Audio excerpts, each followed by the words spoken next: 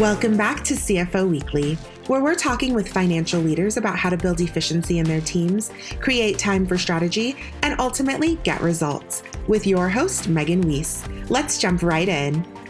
Today, my guest is Drew Hamer. Drew is Chief Financial Officer of the global leader in the LiDAR industry, Velodyne LiDAR. He works with the leadership team on financial strategy, investor relations, treasury, and heads the finance organization with forecasting, budgeting, and accounting. As a seasoned finance executive with over 25 years of financial leadership experience at public and pre-public technology companies, he played a central role in Velodyne's raising $70 million from strategic investors, leading the company through the COVID-19 economic downturn with a combination of loans and asset sales, and guided the company through a SPAC merger that raised $419 million, which fully capitalized its balance sheet.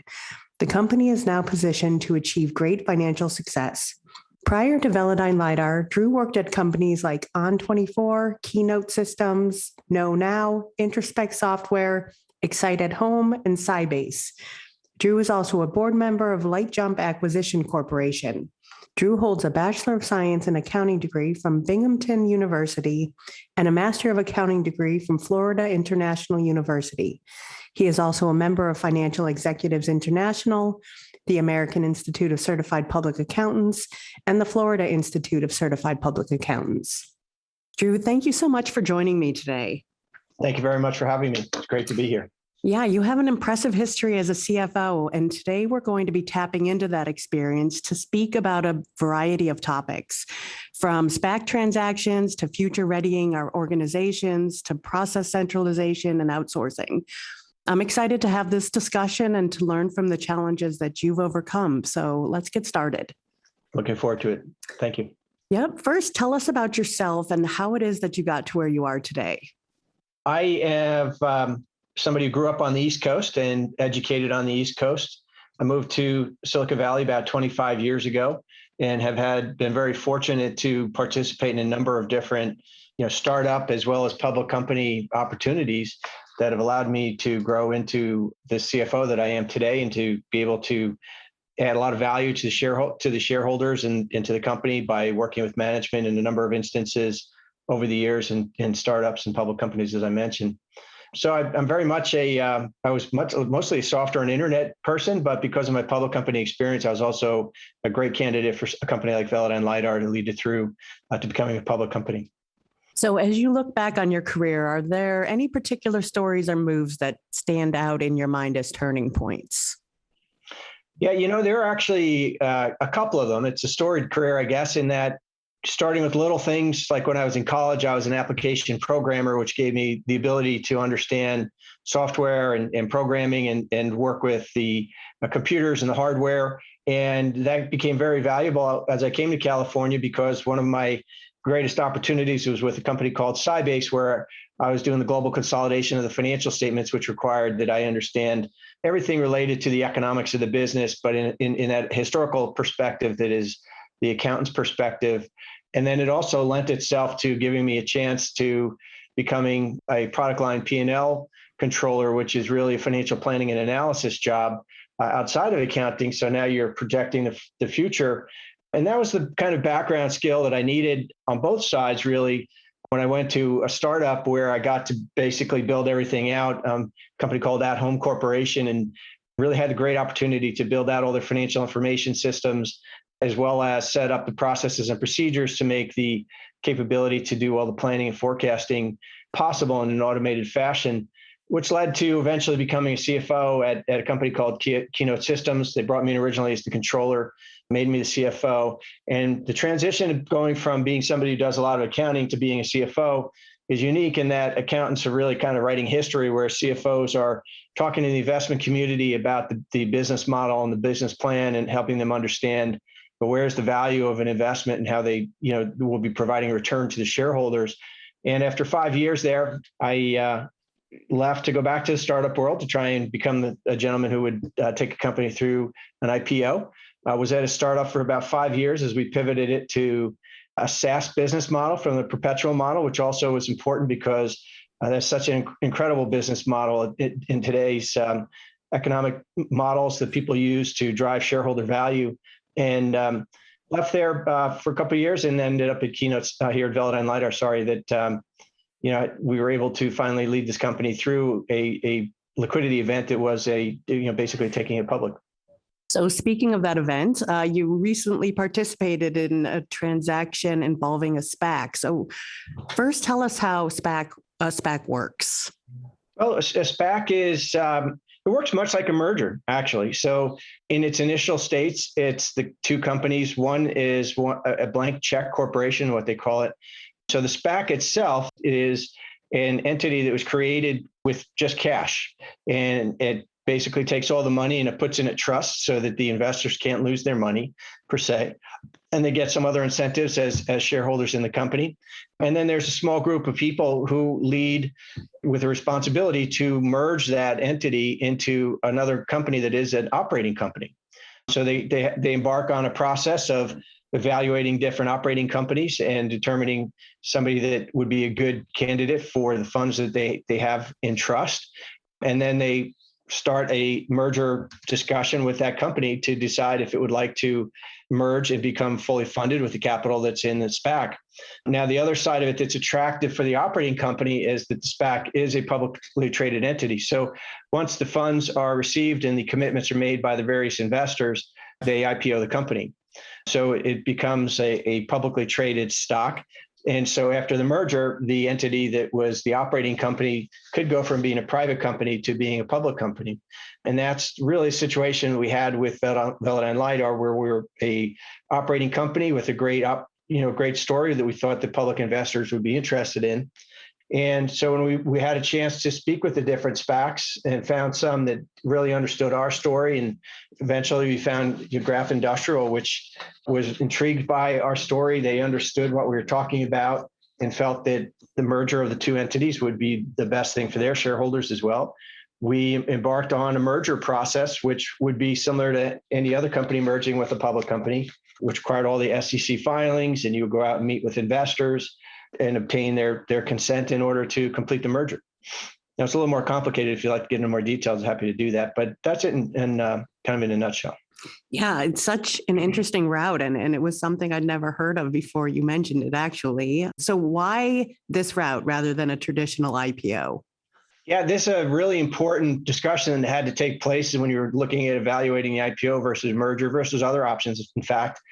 And the beauty of the SPAC is it actually provides an opportunity to do two things. First, you can talk to the investors, at least at the time. SEC is tightening up a little bit on this right now, but I think it'll still be a part of the process.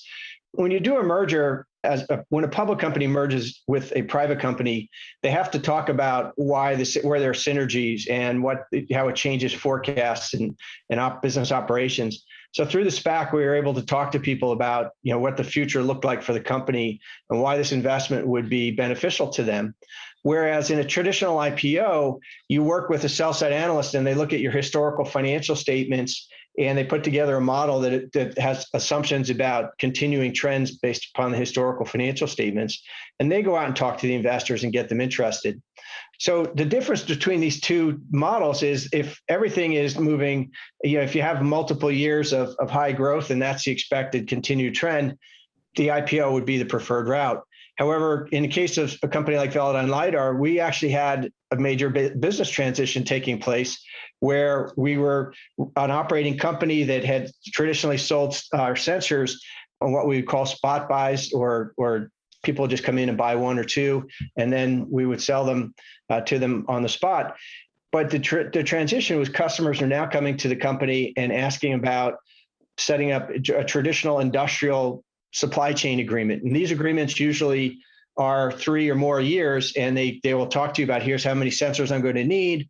And then they enter into a contract that's based upon a cost volume curve that allows them to be confident that they're going to have this LiDAR sensor as one of the components when they start manufacturing the solution that they're building.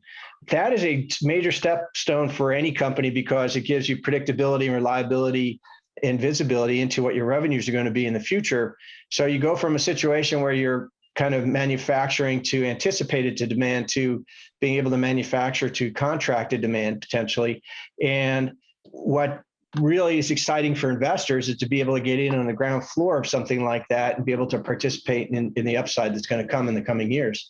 So it's a little bit different from having been on that trajectory for a few years to being at the inflection point and getting ready to start making that transition. And that's why this was a good story to do through a SPAC. In addition, with the SPAC, there was one other nice thing about it that is a new thing with SPACs. The SPACs have been around for decades. With the new thing is before you even agree to the merger, you have a conversation with public company investors and ask them if they'd like to enter into a PIPE, a private investment in a public entity, which is basically an investment in the SPAC itself, not necessarily in the operating company. And the participation of people in that PIPE usually serves as a validation of whether public investors would be interested in investing in the company post-merger. That's a lot better than going out and doing what they call the test the water meetings in an IPO, where you're out and you're asking people about whether they think this would be interesting. And then when you start the IPO process, you're on the road for about a week, maybe 2 weeks, and you're going around, doing speed dating with people. And as you walk out the door after a half-hour meeting, you're asking them to invest, millions of dollars. So that the SPAC also offers an opportunity to work with public investors to help them understand the story, to get their investments so that they can feel confident that they're making a good investment for the long term, hopefully, and it gives the company, gives management greater confidence in the support of its investors. So there are a number of different variables there. So you've got the ability to gain shareholder approval. You get a chance to be fully capitalized as a public company. You are publicly traded, so you have a second currency. In addition to the cash that you're capitalized with, you also now have publicly traded stock. And then, of course, but you do take on the burdens of being a public company. So do you think we're going to see more of these types of transactions? Yes, I think SPACs are here to stay. I think, it provides yet another venue for people to become a public company. So we already talked about the IPO. Now you've got the SPAC. And then the other liquidity event that tends to be the more common is the merger into another operating company. So I think it gives people another tool in order to ensure liquidity for shareholders, as well as provide, valuable returns to those shareholders. And looking back at your experience, what advice would you give others who are considering this route? I'd give them advice around, if you do a SPAC, it's not exactly like an IPO. There are certain features that are like the roadshow necessary to raise the PIPE, as well as an ongoing roadshow to ensure that the investors in the SPAC will vote in favor of the merger, as well as preferably people will continue to trade up on the stock in the public market so that those shareholders will also not redeem their shares in the SPAC. So I think it's really just being thoughtful about understanding, the SPAC and maybe, reading up on the different stages of how it works and, being careful to understand that if you've got this inflection point, this is a great route to take. But if you have a more traditional business model that's just kind of been growing and you want to wait a few years before you become a public company, a traditional IPO may be the better option. And switching gears a bit, I know, when you and I spoke last, we spoke of COVID. Of course, it's a topic on everybody's mind right now, but how has the business world changed forever? I think probably the one that we're all very familiar with, so it sort of becomes the obvious answer, is that I think the return to the office as a full-time activity may be a thing of the past. The world had already started moving, over the years, we've moved to, getting dressed up to go to work, to casual days. And then I think we were moving towards having, like 1 day work a week from working from home. And I think the transition now is that it's created a situation where we'll probably work more days at home and fewer days in the office. However, I don't think it will be a situation, at least not for all roles, where people don't have to work in the office at all, because there are definitely needs for people to meet and have a meeting of the minds and talk in person. So there's definitely value in that. So I think that'll continue. Now, as it relates to kind of finance functions in my particular area in the company, I think it's given us a validation point that we could do a lot of our work remotely.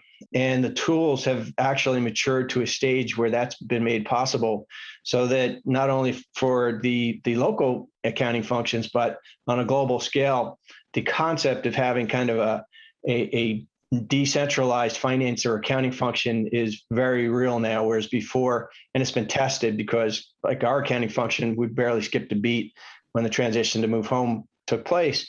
And it makes you start to think about, now, how should we be doing this going forward, given that the accounting systems all can be accessed online, the payroll systems can all be accessed online, the treasury functions can all be accessed online. So anywhere in the world, from an airplane for that matter. So I think it's going to really help people make a transition to being more accepting and evolving towards the other options that are available now to having, setting up finance and accounting functions. And speaking of systems, what technology should businesses be investing in to ensure that they're ready for this new future? It's not as much. So there's kind of two questions. There's the strategic question of investing and ready for the future. There's the kind of the traditional IT side of the house, and for that, the company should be setting itself up. I think even as I was listening to someone yesterday, there are companies out there that have already accepted the fact that their employees will be working from home as well as from the office. And so when you set an employee up, it used to be you get a laptop and a monitor for your screen and your keyboard and everything for your desk in the office.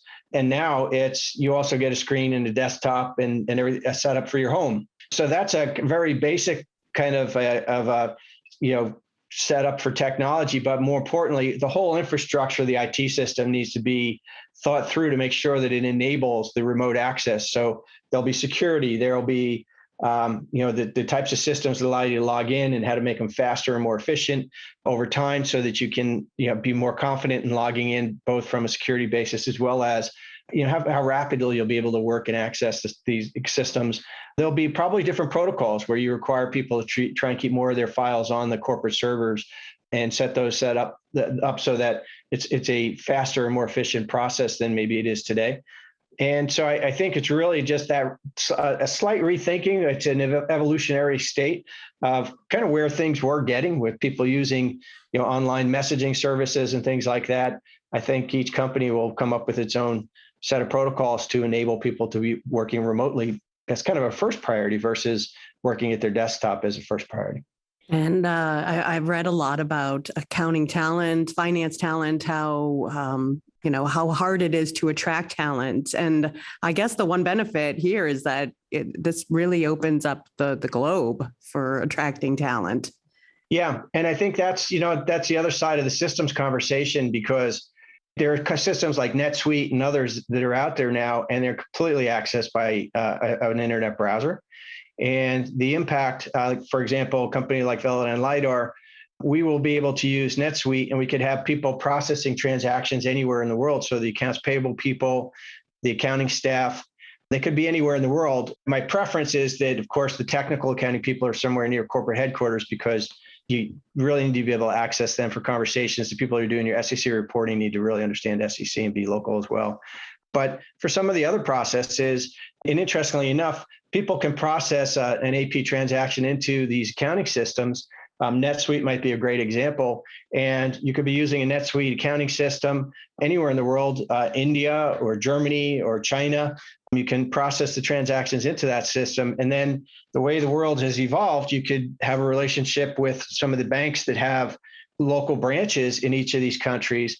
And then they have a centralized portal where somebody, say, in my case, in San Jose, can access that portal just like they would in the United States, where you take your transactions from your accounting system, you upload them into the bank when you've approved them, and then you send out the payments electronically. You can do this on a global scale now.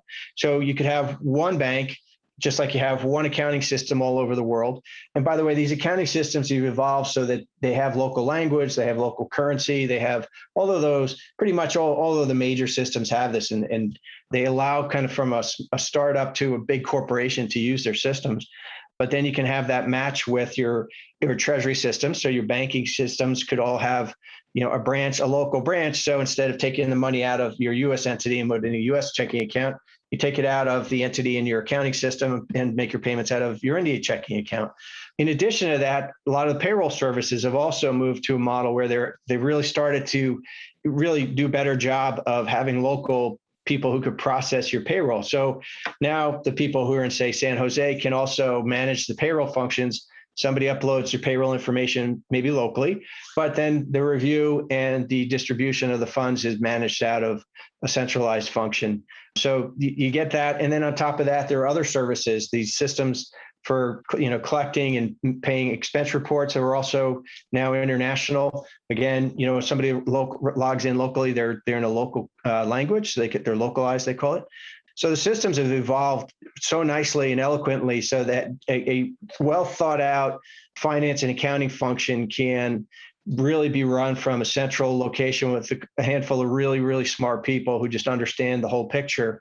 And then you don't have to have separate accounting teams, if you will, in each of your subsidiaries all over the world. And instead, you just have kind of the simpler functions that are done out in the field. And in fact, you could have it set up so that they end up being backups to others.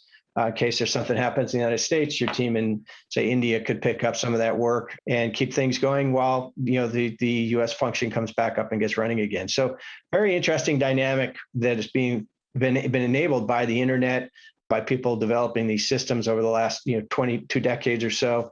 And so it's making the company more efficient, giving it more flexibility, as well as greater level of confidence to maintain operations without disruption. Yeah, technology is such an amazing thing these days. It's hard to think back 20 years ago to what things must have been like. Yeah. Or were like. Yeah, it's funny. I got enough gray hair on my head to remember what it was like before I had a cell phone. So that's quite a transition in life. And just being able to be part of seeing these transitions of the technology has been very exciting. And really, people were always dabbling with the ideas that I was just discussing and trying to decentralize and centralize and things. But this technology has made it much, much easier. So the technology companies have been listening, they've evolved, and it's just gotten so much better that it almost makes it so that it's really hard to argue against doing these things. So when a CFO is considering centralizing processes, where should they start? Well, they need to actually have an understanding of what the processes are or what they could be. So there needs to be some level of a vision of where they're going to go. So starts with prior experiences, maybe what you've seen and what you've done. And then whether you're evolving an existing system or whether you're setting it up from scratch, you really start with kind of the vision. And then you have to have a realistic perspective of how you're going to roll that out. So in any company, you're going to need an accounting system. So you would start with one, preferably that offers favorable pricing for one location, but can scale and grow to the multi-locations. And when you think about multi-location, you're looking at a system that has multilingual, multi-currency, and all of those things. So it also allows consolidations. And then you also, the kind of around the system kinds of processes that I just mentioned. So you're going to need to be able to do payroll. You're going to need to be able to do your banking. So a lot of times, a normal company in the United States as a startup, you might use the local bank that you have, which is the best service you're going to get, honestly. But as you start to go global, then you have to plan on a transition to the larger bank. The reason why you usually wouldn't use the larger bank is they do cost more money if you're not using all of their features and functionality. So there's a crossover point where using the larger bank and having all the different entities makes sense. And you really need to kind of plan to make those transitions, which isn't as hard. The accounting system is probably the heart of an accounting function. And that's where it would start. And then you can add these other systems around it as they become necessary. And in your mind, are there any drawbacks of centralization? There's a little bit of a risk because a lot of people aren't trained up to understand how it works yet. So it becomes a little complicated and confusing. And you really want to make sure you have, it's not an area where you're looking to get the cheapest people working for you. You're looking for the smartest people, and you pay them more because you won't have to hire as many on a global scale. And being able to, prepare, understand, and communicate that particular algorithm, is really what makes it hard. And then, getting your people working and functioning so that they actually are executing against the vision is the part that could be challenging because you have to stay on top of this stuff. And how did you decide what should be centralized in-house versus what maybe should be outsourced to a third company service provider? Yeah, this is part of the years of experience that I was talking about earlier. I've actually, back in the day, I was at a company called Sybase, and we were using kind of a client server product where we were forcing people to access our mainframe via their PCs. This was before the internet. And I got a chance to see, how a function where the local accounting's done in a multi-currency, multilingual system, and actually managed it myself. So that was really a formative experience for me in understanding and helping to make these decisions. And, as I've been around for a while, I saw when people tried to do the hoteling with some of these systems like PeopleSoft and others back in the late 1990s and early 2000s, and then have really, embraced the transitions to the companies that are completely online, of course, because being online has made it so that these systems are very fast and very efficient and very effective. So, how do I make that decision was part of the experiences that I've had over the years, but it also gives me an understanding. So when I can communicate the vision to the team who, if they're just coming out of college, they don't understand this. There's some amount of they're just going to have to trust me, and then making sure I stay engaged with them as they do the learning. You have to train your people and make sure that you have enough of the right people in the right places with the right skills. It is a process that requires, the patience and the vision in order to put it in place. And that's really what's been driving a lot of my, just over the years, I've realized that this is only getting better. It's an amazing situation. So I've had the benefit of growing up with it. And looking back at your experience, when you're considering operational improvements, do you think it's better to do it incrementally, like one step at a time, or like the big bang approach? Yeah, this is a conversation about risk, right? So how risky is it to do the big bang or the flash cut is really what most people think about it as, versus the transitional approach. And it becomes kind of a case-by-case situation. And it also is a function of if you're a public company or a private company. Private companies have the luxury of, if they're not done, people can wait. Whereas as a public company, you're mandated by the SEC to have certain filings completed and done on time. So the risk factor goes up substantially if you have a problem in a transition to a system. So as a private company, you might do a flash cut. It might be a smaller implementation. And so it really just makes sense.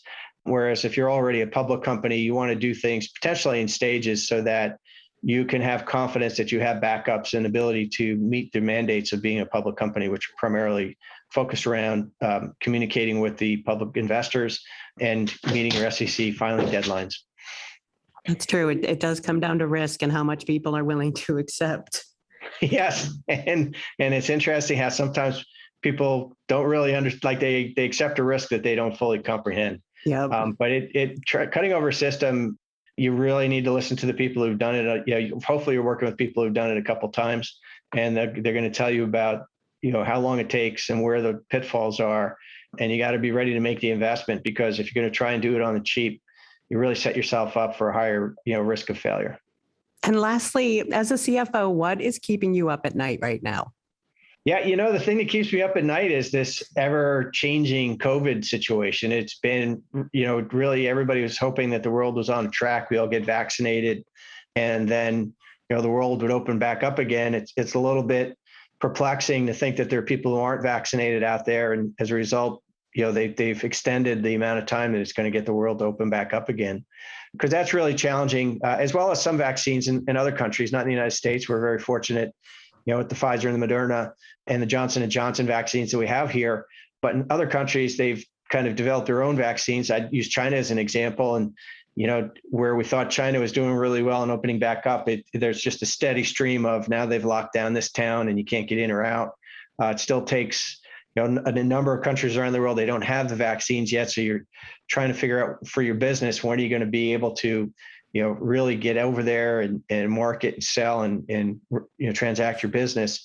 It's a very challenging world if you have to have people constantly, spending 2 weeks in a hotel room while they wait to make sure, give people confidence that they don't have, and then not bringing the virus into the country they're going into. So I think that's probably the biggest challenge for me right now, is trying to understand, how's this going to ebb and flow, and how's it going to affect, the Velodyne LiDAR business going forward. Yeah, it definitely feels like a case of taking 2 steps forward and one, and sometimes 2 steps back. Yes.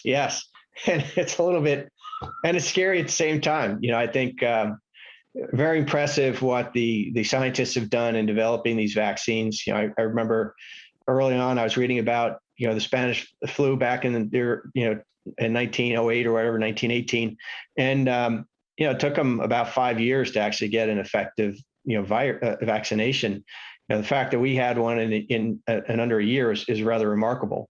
And the ability to continue to address this is also going to be rather remarkable, even though we'll take it for granted.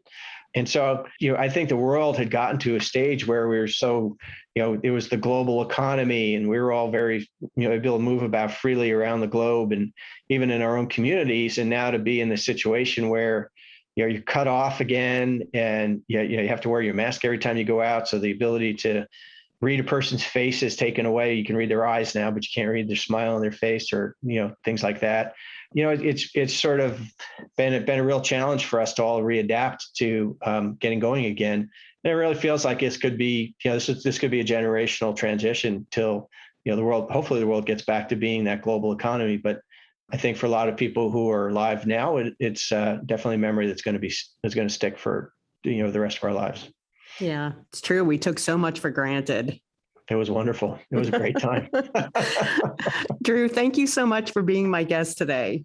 Thank you. I really appreciate the opportunity to be here, and look forward to talking to you again, Megan. Thank you very much. Yeah, I've really enjoyed speaking with you and hearing about your experience and all of the resulting insights. And I appreciate your time today, and I wish you and Velodyne all the best in the future. Thank you very much. Have a good day. Yep, thank you. If you're ready to boost efficiency and streamline your accounting processes at significant cost savings, it's time to talk with Personiv.